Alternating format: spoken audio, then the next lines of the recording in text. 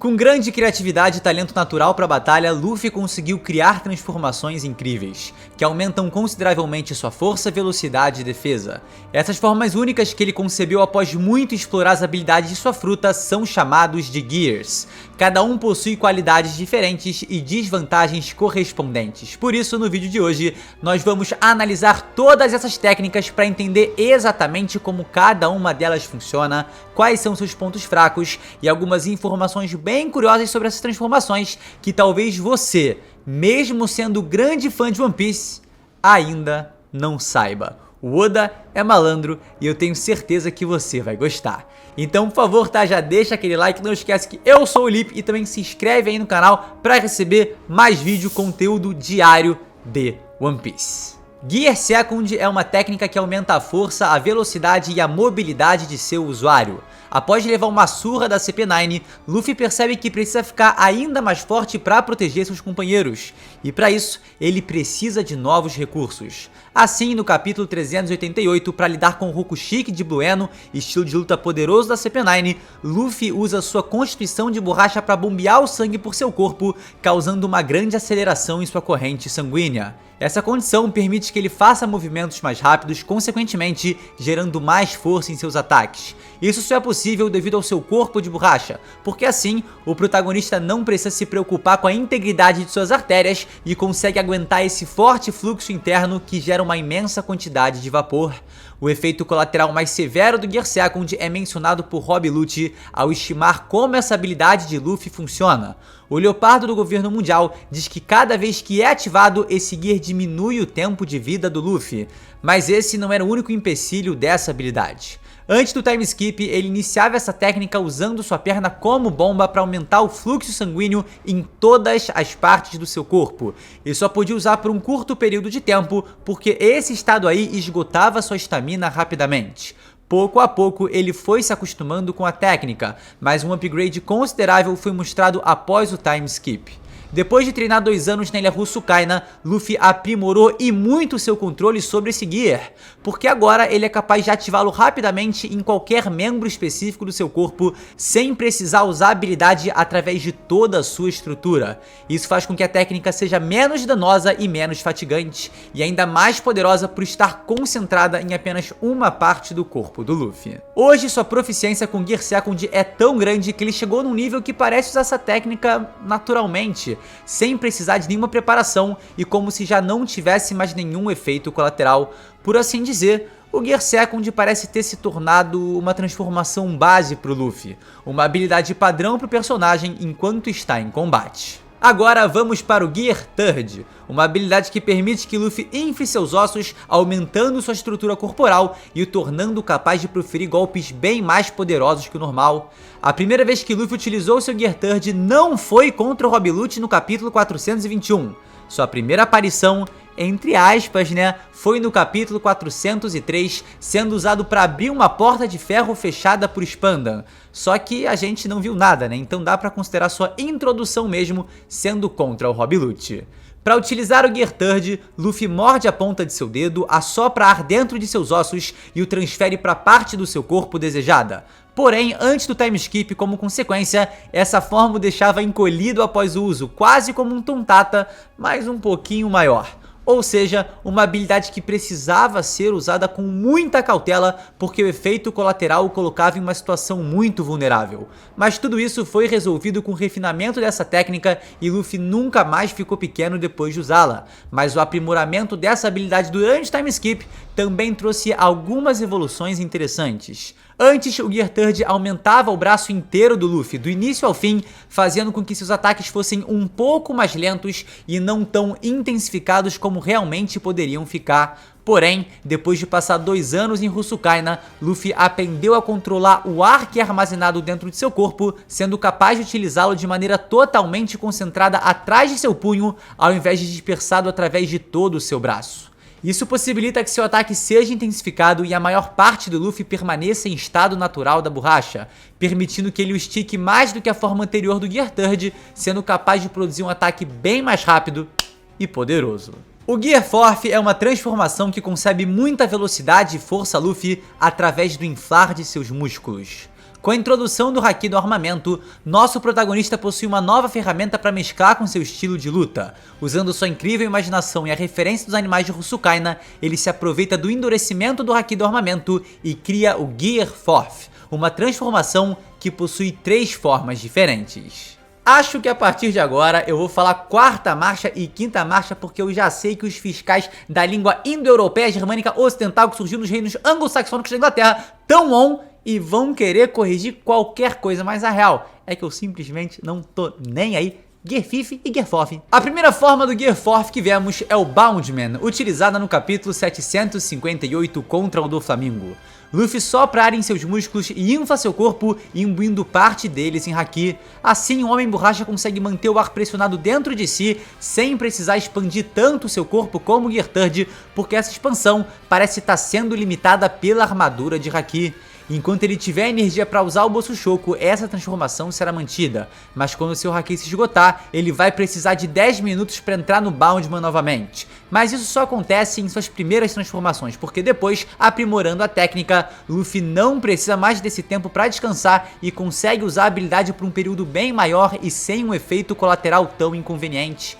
Nessa forma, o Luffy passa a utilizar a borracha para retrair seus membros e soltá-los com grande força e velocidade, de maneira como nunca vimos antes, possibilitando socos poderosíssimos e até a habilidade de voo que se parece muito com o Geppou do Rokushiki. A gente nota aí, né, como as técnicas da CP9 que foram referência para ele criar o Gear Secondo também foram referências importantes para algumas outras evoluções do Luffy. Sua capacidade defensiva também é aumentada, pois a durabilidade do Haki somado ao ar dentro de seu corpo faz com que os golpes recebidos tenham um efeito muito menor, tanto pela defesa do próprio armamento, como pela absorção do impacto graças ao ar. Algo que chama muita atenção nessa forma, assim como nas próximas que veremos, é o design único e bem peculiar, onde não vemos apenas uma mudança estrutural no personagem, mas no seu próprio olhar ao ganhar sombras ao redor dos olhos, no seu próprio cabelo que parece ganhar vida e ter tamanhos diferentes, mas também na fumaça que tem um formato muito peculiar e que vai ter muito a ver com seu mais poderoso Gear.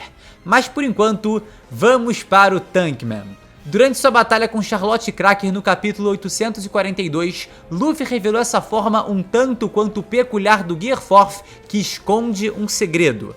Nela, os braços de Luffy inflam levemente enquanto a maior parte do ar enche seu torso. Com isso, sua durabilidade aumenta consideravelmente, pois ele se torna capaz de tancar muito mais golpes e até mesmo não ser perfurado por um ataque do Cracker, que cortou profundamente seu braço enquanto estava no modo Boundman. Ele se torna um grande balão defensivo que nem o próprio Comandante Doce sabe dizer se é duro ou se é mole. Só sabe dizer que nessa forma, o Luffy consegue puxar objetos para dentro do seu barrigão, esmagá-los e expeli-los com uma força tremenda. Uma forma mais defensiva do Gear Forth por ser mais resistente e devagar, mas que caso seu adversário entre no alcance da habilidade, ele pode sofrer uma ofensiva poderosa. O segredo dessa técnica, que talvez você mesmo como um grande fã de One Piece pode não saber, é que a forma original ou a forma base do Tankman ainda é desconhecida, porque a única vez que ela foi usada foi depois que o Luffy comeu os biscoitos do Cracker até ficar completamente cheio, e então entrou no Gear Forth Tankman modo estufado. Modo estufado. Será que existem outras versões do Tankman? Será que existe uma versão básica sem ser estufada?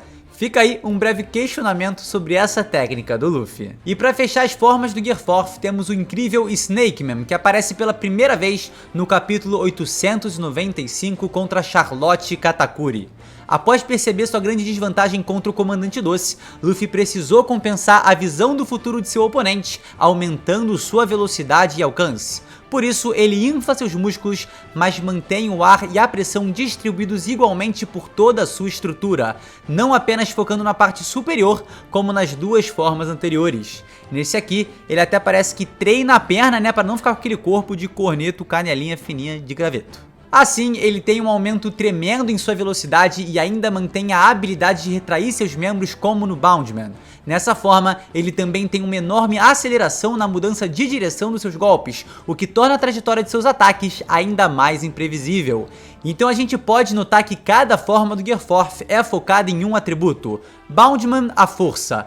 Tankman a defesa e Snakeman a velocidade. Essas formas combinam muito bem as qualidades da borracha com as vertentes do haki do armamento e da observação, mas a maior evolução do garoto do chapéu de palha vem com o despertar de sua Akuma no Mi. Chegamos então à forma suprema de Monkey D. Luffy, o Gear 5.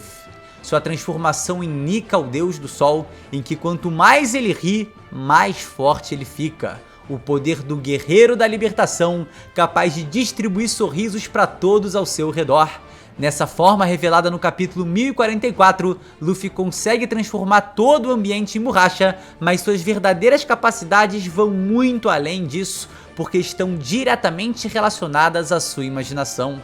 Esse despertar, que é dito como um milagre pelo próprio Oda, concebe ao usuário muito mais força física e uma verdadeira liberdade em sua forma de lutar, sendo mencionado como o poder mais ridículo do mundo. No Gear 5, o batimento cardíaco de Luffy assume o ritmo descrito por Zunisha como os tambores da libertação.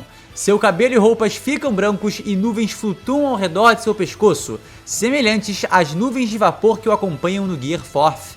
Esse detalhe presente na quarta marcha seria o indicativo de que Luffy atingiria uma transformação divina?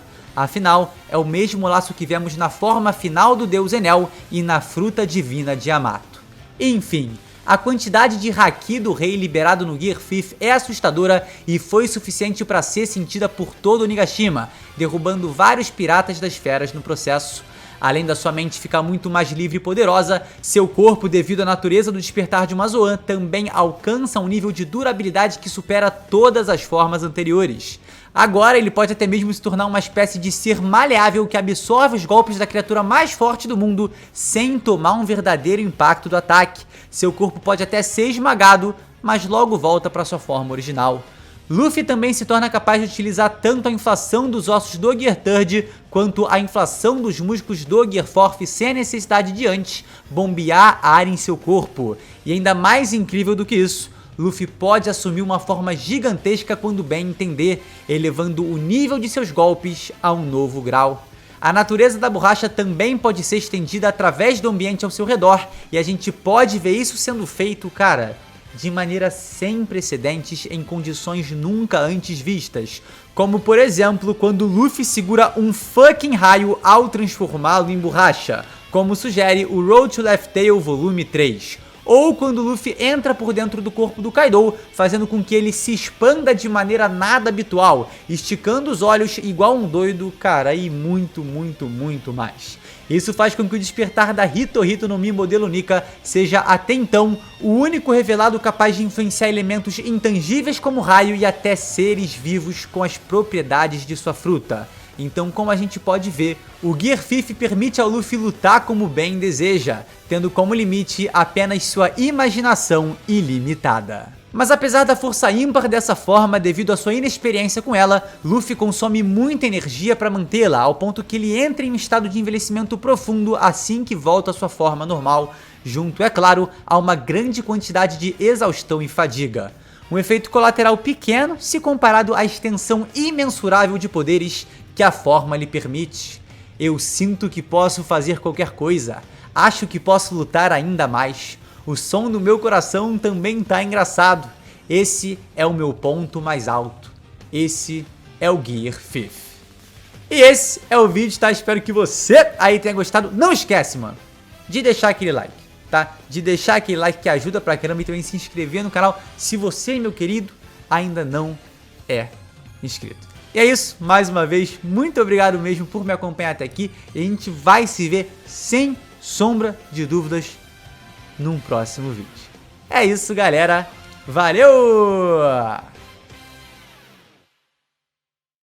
E eu só queria dizer aqui no final, no Pod Palha Secreto, que cada vez mais eu me apaixono, me encanto pela ideia, pelo conceito do Gear 5. O Oda é brabo.